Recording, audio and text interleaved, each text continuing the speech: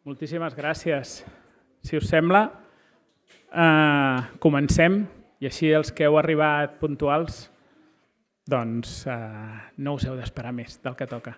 Molt bé, doncs molt bon dia i gràcies a tots i totes per haver vingut aquí al Hub Social. Jo no el coneixia, està bé, m'agrada. Sí? Check, me l'apunto. Vull dir que molt bé, molt xulo. Doncs avui presentem... Soc el Tolo, el director de l'Agència Catalana de Joventut, ho dic perquè, hola, què tal, si algú no d'allò, si no ens coneixem. Avui presentem els resultats de dos informes basats en les dades de l'enquesta de municipis i comarques sobre polítiques de joventut. Un és el desplegament territorial de les polítiques de joventut a Catalunya, l'alineació amb el Pla Nacional, i un altre és sobre els professionals i les professionals de les polítiques de joventut, que bàsicament són els dos trets essencials que articulen bona part de les polítiques de joventut, amb una mirada local, però també amb una mirada global, perquè en definitiva les polítiques de joventut pivoten molt sobre aquests dos eixos del món local i dels tècnics i tècniques. Tenim molt clar que sense la implicació dels ajuntaments i consells comarcals i sense la feina i el compromís dels professionals i les professionals de joventut seria del tot impossible el desplegament de les polítiques.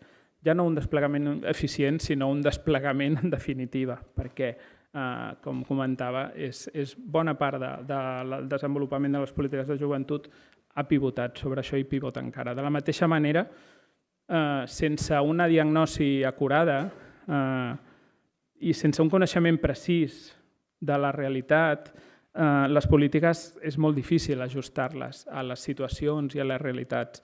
En aquest sentit, creiem, sabem, tenim la certesa de que els ens locals són unes antenes privilegiades per conèixer la realitat juvenil. De fet, són els que la coneixen més de primera mà. Ara en parlàvem del fet i el coneixement que tenen tant al món local de la realitat com dels tècnics i tècniques. I també són líders en adaptació i innovació. De fet, ens obliga, i dic ens obliga perquè, vulguis que no, un té una trajectòria també del món local i les polítiques de joventut ens obliga a l'adaptació, els recursos limitats, la realitat de cada lloc ens obliga a ser àgils i a adaptar-nos.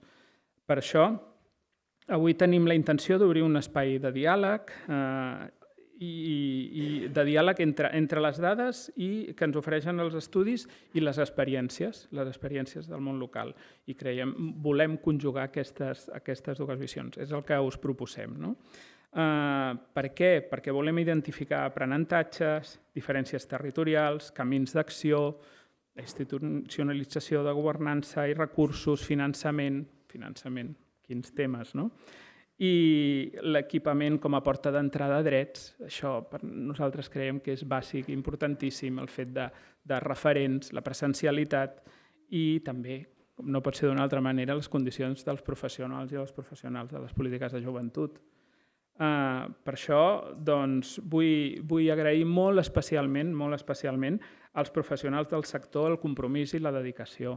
No només per la feina feta, sinó també per la dedicació i per la voluntat i també per la voluntat de contestar a l'enquesta. Sabem que no és que quan us arriba l'enquesta has de voler-la contestar i això creiem que cal posar-ho en valor perquè el fet de contestar-la després ens aportarà dades i ens facilitarà també el treball amb el que és la definició de polítiques. La jornada d'avui vol ser com un reconeixement també i un retorn a aquesta feina que heu fet i que heu fet des dels municipis per explicar l'enquesta. I vol mostrar com la informació recollida és important en el disseny i la creació de coneixement compartit entre els diferents agents que impulsem les polítiques de joventut. Perquè, en definitiva, han participat 604 municipis, és un número important, i també tots els consells comarcals.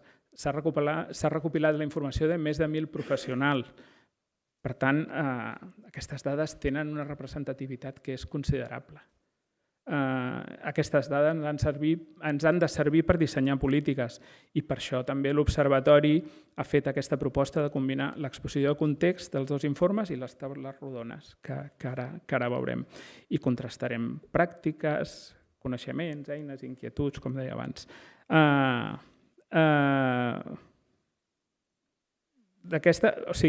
Creiem que aquestes propostes faciliten o volem que facilitin el treball en xarxa i l'intercanvi d'experiències i que ens enriqueixin a tots. I per tant, al final que beneficiem a les persones joves, que és aquest el nostre objectiu, que trobin resposta als seus neguits, a les seves necessitats i a les seves demandes.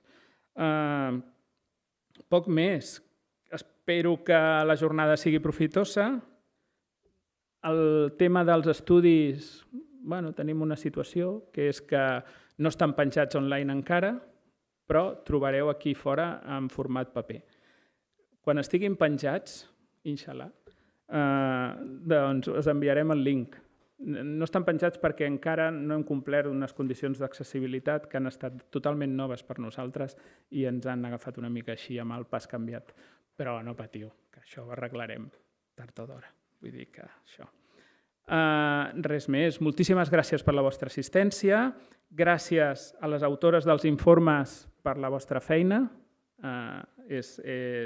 I també moltíssimes gràcies als participants a les taules per haver vingut avui a aquestes hores del matí aquí a compartir amb nosaltres.